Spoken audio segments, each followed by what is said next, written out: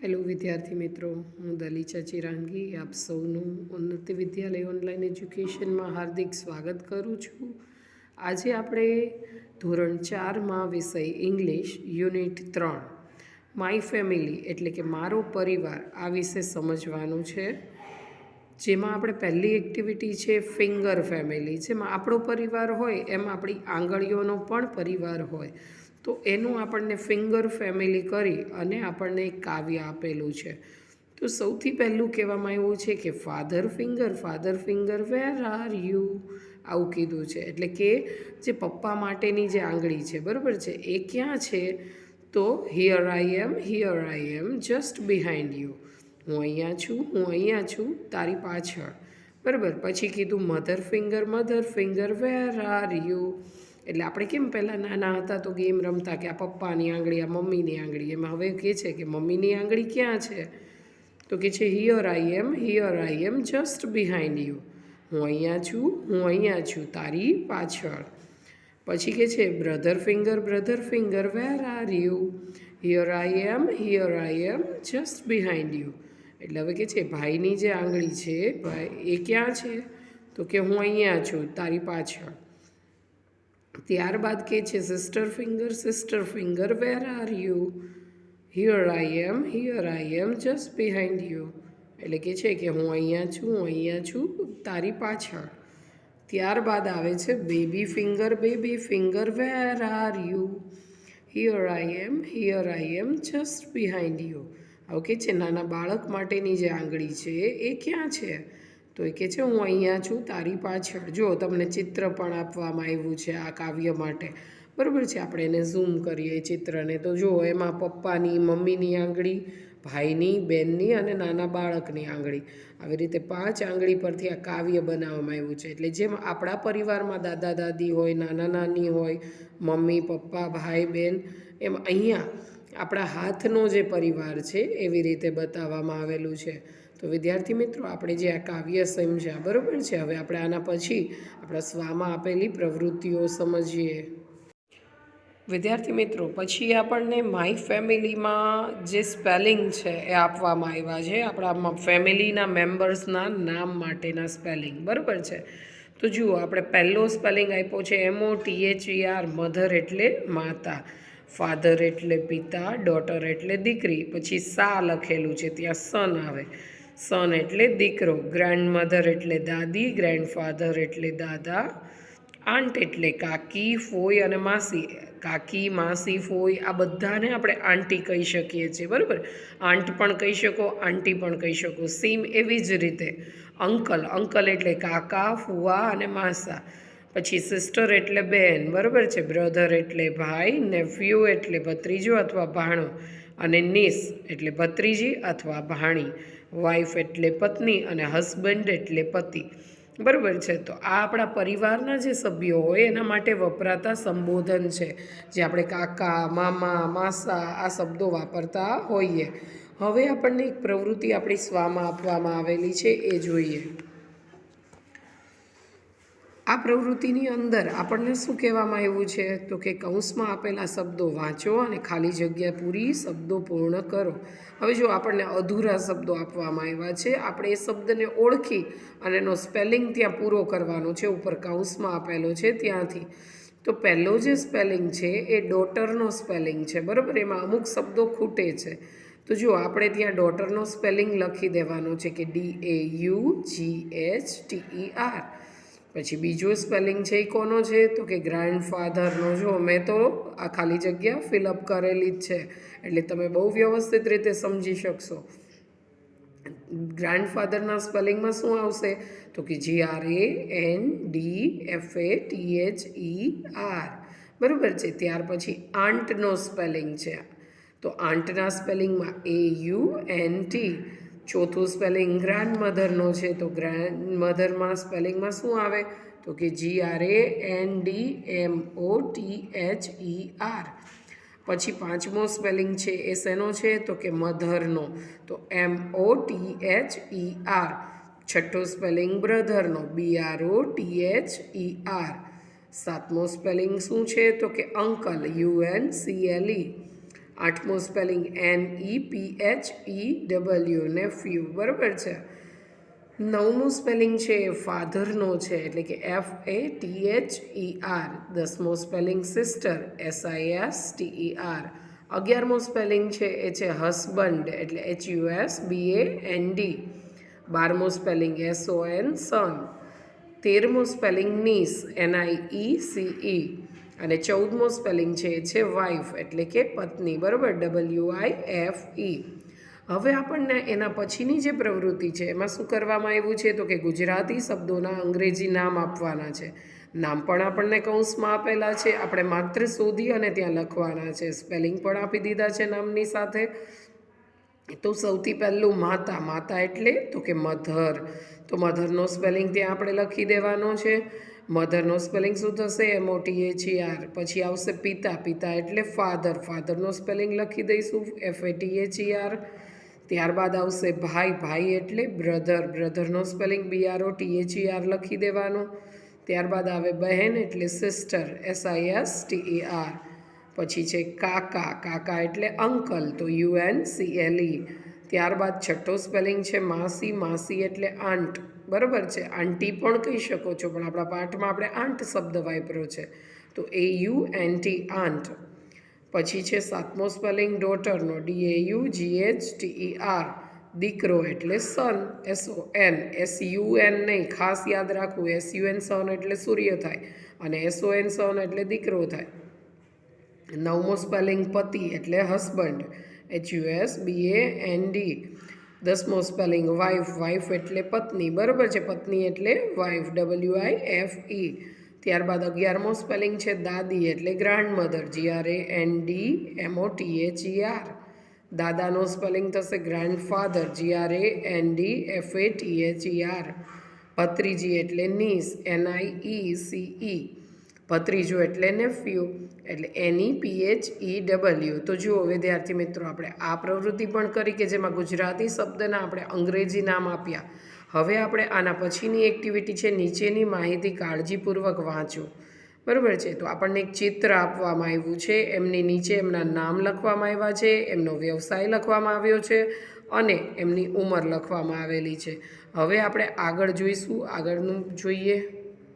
જો વિદ્યાર્થી મિત્રો, પાછળના પેજ ઉપર આપણને માહિતી આપવામાં આવી છે. ત્યાં એક બાળક છે જેનું નામ અવધેશ છે અને એનો વ્યવસાય તો ન કહી શકાય, પણ એ પ્લેયર છે એટલે ખેલાડી છે અને એની ઉંમર આપવામાં આવી છે.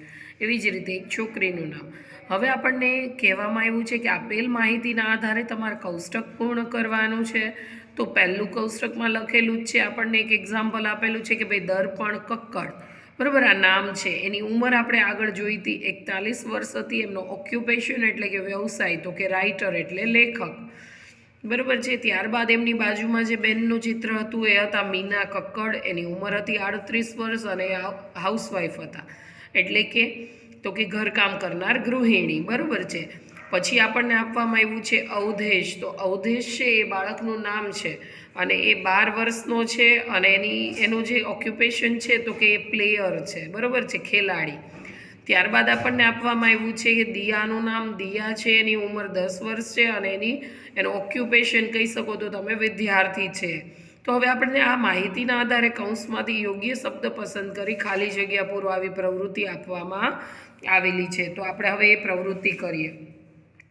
હવે જે પહેલી ખાલી જગ્યા છે શું કહે છે તો કહે છે કે મીના ઇઝ દર્પણ્સ ખાલી જગ્યા, બરાબર. મીના દર્પણની ખાલી જગ્યા છે. તો એની સિસ્ટર છે કે એની વાઈફ છે? તો એના વાઈફ છે, બરાબર છે. તો આપણે ખાલી જગ્યામાં વાઈફ લખશું એનો જવાબ. અવધેશ ઇઝ દિયાસ તો કે બ્રધર, બરાબર છે. તો ફાધર અને બ્રધરમાંથી આપણે બ્રધર સિલેક્ટ કરશું અને ત્યાંનો સ્પેલિંગ લખીશું. ત્યારબાદ કીધું દિયા ઇઝ મીનાસ તો કે દિયા છે એ મીનાબેનની શું છે તો કે ડોટર છે, પુત્રી છે, બરાબર છે, દીકરી છે. ત્યારબાદ આપેલું છે દર્પણ ઇઝ અવધેશ. તો અવધેશના દર્પણ છે એ કોણ છે તો કે પિતાજી છે એટલે કે ફાધર છે. અવધેશ ઇઝ મીનાસ તો અવધેશ મીનાનો શું છે તો કે પુત્ર છે. દર્પણ ઇઝ મીનાસ તો કે દર્પણ છે એ મીનાના શું છે તો કે હસબન્ડ છે, એમના પતિ છે, બરાબર. મીના ઇઝ દિયાસ તો કે મીના દિયાના શું છે તો કે મધર છે. દિયા ઇઝ દર્પણ તો દિયા દર્પણની શું છે તો કે ડોટર છે એટલે કે પુત્રી છે, દીકરી છે, બરાબર છે. હવે એના પછીની જે પ્રવૃત્તિ છે એ જોઈએ આપણે, બરાબર છે। તો હવે આપણને જે પ્રવૃત્તિ આપી છે એ જોઈએ આપણે। આપેલ માહિતીના આધારે આપેલ પ્રશ્નોના યોગ્ય ઉત્તર નીચે રાઈટની નિશાની કરો, બરાબર છે। આપણો પ્રશ્ન છે એનો જે જવાબ હશે એમાં આપણે રાઈટની નિશાની કરવાની છે। જો એ હા હોય તો હામાં અને ના હોય તો નામાં, બરાબર। Is Darpan married? તો શું દર્પણ પરણેલા છે? તો દર્પણ છે એના પત્ની છે, તો એનો મતલબ એ પરણેલા છે, તો આપણે હાનું જે ખાનું છે એમાં રાઈટ કરીશું। Is Meena the wife? શું મીના પત્ની છે કોઈ પણના, એમ કહેવા માંગે છે, તો હા, તો હામાં રાઈટ કરીશું। Is Darpan the sun? શું દર્પણ છોકરો છે કોઈનો દીકરો છે? ના। અત્યારે આપણને જે કૌષ્ટક આપવામાં આવ્યું છે એમાં એને એક પિતા તરીકે બતાવવામાં આવ્યા છે, બરાબર, એક હસબન્ડ એક પિતા। Are Avdhesh and Diya the children? શું દિયા અને અવધેશ છે તો એ બાળકો છે? તો કે હા। Are Darpan and Avdhesh children? તો જવાબ આવશે ના, કારણ કે દર્પણ અવધેશના પિતાજી છે। Is Awadhesh 12 years old? શું અવધેશ 12 વર્ષનો છે? તો આપણે માહિતી જે જોઈતી એમાં 12 વર્ષ લખેલા છે, તો આપણે એને કહીશું હા। Is Diya 9 years old? તો આપણે જે માહિતી જોઈતી એ પ્રમાણે દિયાના 10 વર્ષ હતા, તો આપણે એને કહીશું ના, દિયા 9 વર્ષની નથી। હવે આપણે આગળની જે પ્રવૃત્તિ છે એ જોઈએ। તો એમાં આપણને એવું કીધું છે કે બંધ બેસતા ન હોય તેવા મૂળાક્ષર પર ચોકડી કરો। તો જુઓ, હવે તમને એક ચોરસ બોક્સની અંદર એસ લખીને આપ્યો છે, તો જે મૂળાક્ષર પર જે એસ સિવાયના મૂળાક્ષર છે એના પર આપણે ચોકડી કરવાની છે। તો વિદ્યાર્થી મિત્રો, આ પ્રવૃત્તિ તો તમને બહુ મજા આવે એવી છે, સાથે સાથે તમને આવડે એવી પણ છે। તો આમાં આપણે બહુ ઊંડા નહીં જોઈએ, પણ જે પણ મૂળાક્ષર આપણને બોક્સની અંદર આપેલો છે એ સિવાયના મૂળાક્ષર પર આપણે ચોકડી કરીશું। તો તમે અહીં જોઈ શકો છો કેવી રીતે મેં ચોકડી કરી દીધી છે। હવે આપણે આગળ જોઈએ। વિદ્યાર્થી મિત્રો જુઓ, આપણને છઠ્ઠો પ્રશ્ન આપવામાં આવ્યો છે, સૂચવ્યા પ્રમાણે કરો। એસ ફરતે આવું બોક્સ દોરવાનું છે। તો આપણને જે પણ સ્પેલિંગ આપવામાં આવ્યા છે એમાં જ્યાં પણ આપણને એસ દેખાય છે ત્યાં આપણે ફરતે બોક્સ દોરીશું, બરાબર છે। તો તમે જોઈ શકો છો કે મેં પણ એ કરેલી છે પ્રવૃત્તિ, અને આમાં તમે બહુ જ સહેલાઈથી કરી શકો એમ છો। ત્યારબાદ એફ ફરતે કરવાનું છે, તો સેમ રીતે જ્યાં જ્યાં એફ દેખાશે ત્યાં આપણે બોક્સ કરીશું। ત્યારબાદ આપણને એન ફરતે બોક્સ દોરવાનું કીધું, તો જે પણ સ્પેલિંગ આપેલા છે 6 સ્પેલિંગ, એમાં જ્યાં પણ આપણને એન દેખાશે ત્યાં આપણે એની ફરતે બોક્સ દોરીશું। ત્યારબાદ આપણને ચોથું જે આપેલું છે એચ ફરતે બોક્સ દોરવાનું છે, તો આપણે જ્યાં પણ એચ દેખાશે 6 સ્પેલિંગમાં ત્યાં આપણે બોક્સ દોરી દઈશું। ત્યારબાદ પાંચમો જે છે પ્રશ્ન છે એમાં કે ફરતે કરવાનો છે બોક્સ, તો આપણે એમાં પણ જ્યાં પણ આપણને કે દેખાશે ત્યાં આપણે બોક્સ દોરી દઈશું। પછીની પ્રવૃત્તિ પછી એમાં આપણને આપ્યું છે છઠ્ઠું, આર ફરતે બોક્સ દોરો। તો જે પણ સ્પેલિંગ આપવામાં આવ્યા છે એના ફરતે જ્યાં પણ આર દેખાશે એના ફરતે આપણે બોક્સ દોરી દઈશું। હવે સાતમું જોઈએ આપણે, બરાબર છે। તો સાતમામાં આપણને એવું કહેવામાં આવ્યું છે કે ડી ફરતે બોક્સ દોરો। તો જે આપણને સ્પેલિંગ આપવામાં આવ્યા છે એમાં જ્યાં પણ ડી વપરાયેલો છે ત્યાં આપણે બોક્સ દોરી દઈશું। આઠમો જે આપણને પ્રશ્ન આપ્યો છે એમાં જી ફરતે બોક્સ દોરવાનું કીધું છે, તો જ્યાં પણ જી દેખાય છે ત્યાં આપણે બોક્સ દોરી દઈશું। તો જુઓ મિત્રો, આ પ્રવૃત્તિ પણ તમને લોકોને મજા આવે એવી છે તેમ, અને સાથે સાથે તમે બહુ સરળતાથી કરી શકો એવી પ્રવૃત્તિઓ છે, એટલે આપણે ઝડપથી એમાં નજર ફેરવી દીધી છે। હવે આપણે જે સમજવાનું છે મેઇન પ્રશ્ન આવે છે આપણો, જે આપણે સમજીએ અહીંયા વિદ્યાર્થી મિત્રો। હવે આપણે હુ, વોટ, હાઉ મેની આ 3 પ્રશ્ન કેવી રીતે બનાવવા અને ક્યાં વપરાય છે એ માટે આપણે સમજવાનું છે। તો સૌથી પહેલું છે હુ। હુ એટલે શું? તો એનું ગુજરાતી થાય કોણ। જ્યાં આપણે કોણ છે એવું પૂછવા માટે જે પ્રશ્ન પૂછીએ છીએ ત્યારે આપણે હુનો ઉપયોગ અંગ્રેજીમાં કરવાનો છે। એક કે તેથી વધારે વ્યક્તિઓ વિશે માહિતી મેળવવા માટે હુ વડે પ્રશ્ન પૂછાય છે, આવું કીધું અહીંયા, બરાબર। હવે આપણને ઉદાહરણ આપ્યું, એક્ઝામ્પલ્સ આપ્યા છે, તો આપણે પહેલું જોઈએ, હુ ઇઝ યોર ફાધર? તમારા પિતાજી કોણ છે? આવો પ્રશ્ન। તો તમને કોણથી પ્રશ્ન પૂછવો હોય, બરાબર છે, આ કોણ છે, પહેલું કોણ છે, તમારા પિતાજી કોણ છે, આવું, ત્યારે તમારે હુ શબ્દનો પ્રયોગ કરવાનો છે। અને જ્યારે કોણથી પ્રશ્ન પૂછવામાં આવે છે ત્યારે જવાબમાં હંમેશા કોઈ પણ વ્યક્તિનું નામ આવે છે। જો અહીં જવાબ આપેલો છે mister Navinbhai Kakkar is my father, બરાબર છે। એનું ગુજરાતી પણ આપ્યું છે, એનો ઉચ્ચાર પણ આપેલો છે, બરાબર છે, એટલે તમે બહુ સારી રીતે સમજી શકો એ રીતે આપેલું છે। ત્યારબાદ આપણને પ્રશ્ન આપેલો છે, હુ ઇઝ યોર સિસ્ટર? તમારી બહેન કોણ છે? તો Sonal is my sister. Sonal છે એ મારી બહેન છે.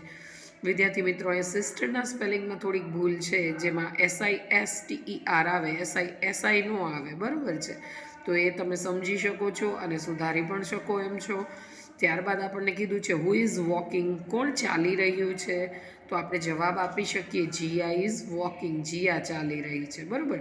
તો આ હુથી પ્રશ્ન કઈ રીતે બનાવવા, ક્યાં વપરાશે હુ એટલે કે કોણ, એ આપણે સમજ્યા. હવે આપણે વોટથી પ્રશ્ન કઈ રીતે બનાવવા અને એને ક્યાં વાપરી શકાય એ સમજીએ.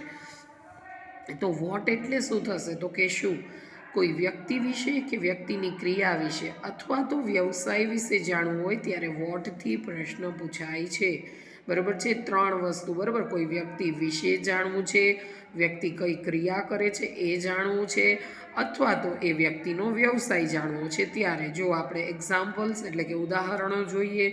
પહેલું છે, what is mister Narendra Modi?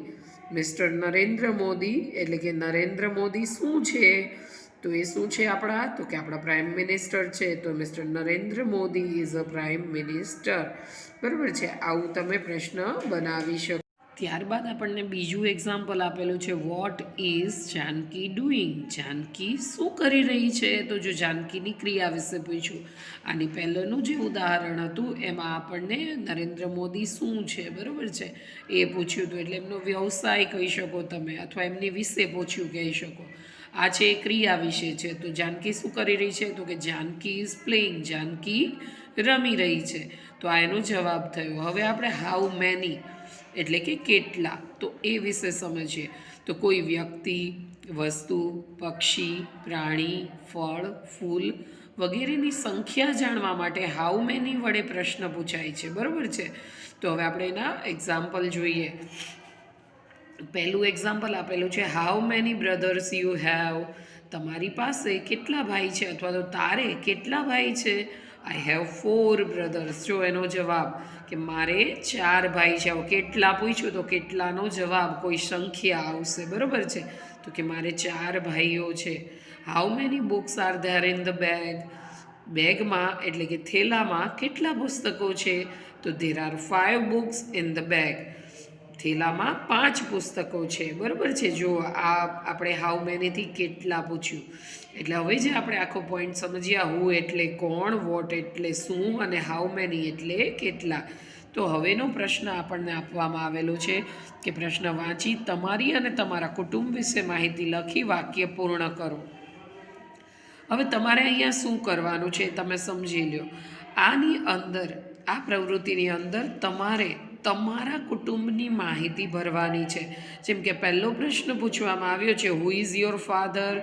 તો તમારે ત્યાં જવાબમાં અહીંયા કંઈ પણ લખેલું છે, પણ તમારે જવાબમાં તમારા પિતાજીનું નામ લખવાનું છે.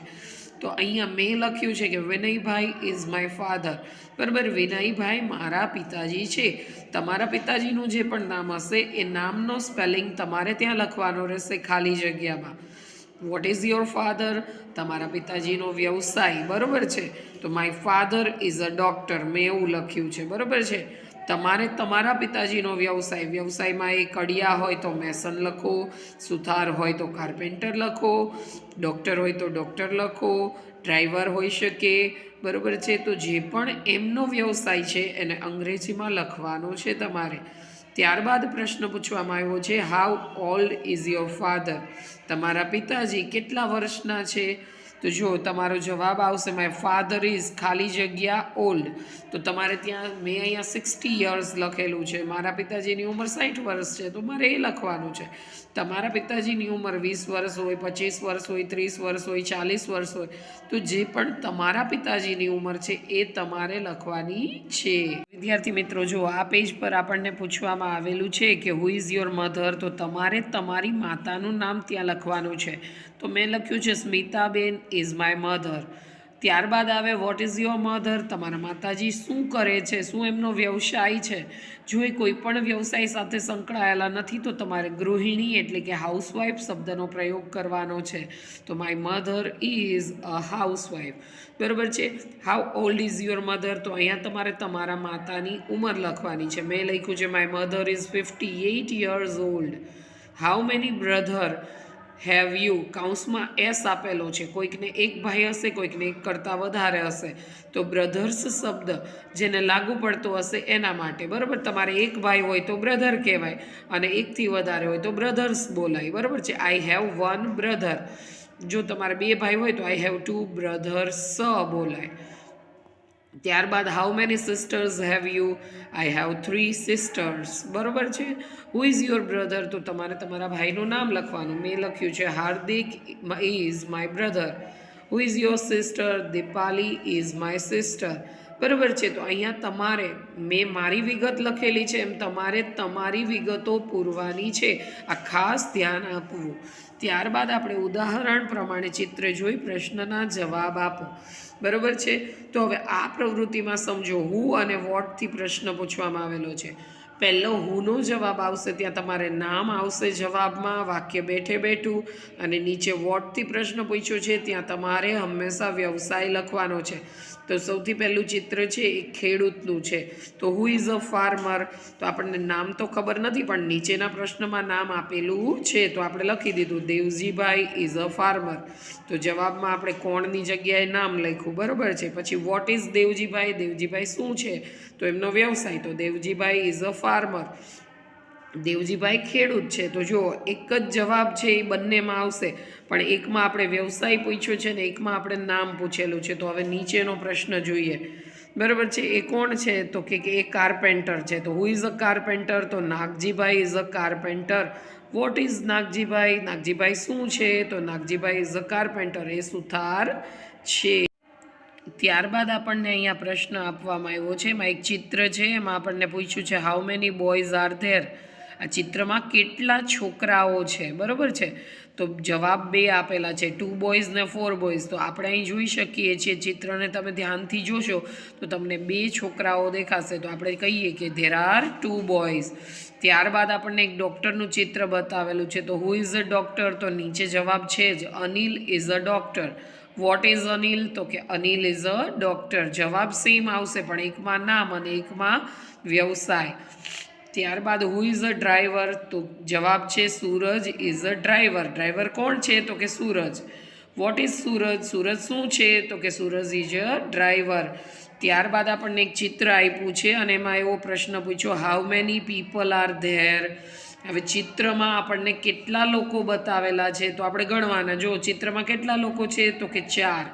તો આપણને 2 જવાબ આપ્યા છે, ધેર આર 4 પીપલ ને ધેર આર 5 પીપલ. તો આપણે શું કહીશું, ધેર આર 4 પીપલ, બરાબર છે. તો આ થયું આપણો જવાબ. હવે વિદ્યાર્થી મિત્રો આપણે 9મું જે પ્રવૃત્તિ છે એ સમજીએ. તો અહીંયા તમને કીધું છે કે વાક્ય વાંચો અને લખો, એટલે જે વાક્ય છે એને વાંચતા જવાનું છે મારી સાથે સાથે, અને તમારે લખવાના છે. તો હું વાક્ય વાંચી દઉં છું, લખવાના તમારે છે, બરાબર છે. તો આપણે જોઈએ, પહેલું વાક્ય છે are there books in the bag. જો પ્રશ્નાર્થ વાક્ય હશે તો તમારે પ્રશ્નાર્થને બોલવાનો એક રીત છે, એ રીતે બોલવાનું. એટલે કે are there books in the bag, આવી રીતે લંબાવીને બોલવું પડે. ત્યારબાદ આપણે બોલવાનું છે બીજું વાક્ય છે there are 5 pens in the box, બરાબર છે. ત્રીજું how old is your mother. હવે આ ત્રણેય વાક્યનું ભાષાંતર જોઈ લઈએ. પહેલું કીધું કે શું થેલામાં ચોપડા છે. બીજું વાક્ય કીધું કે આ શું કીધું, બોક્સમાં 5 પેન છે. અને ત્રીજું જે વાક્ય છે how old is your mother, તમારી માતાની ઉંમર કેટલી છે, બરાબર છે. તો હવે આપણે એના પછીના વાક્યો જોઈએ.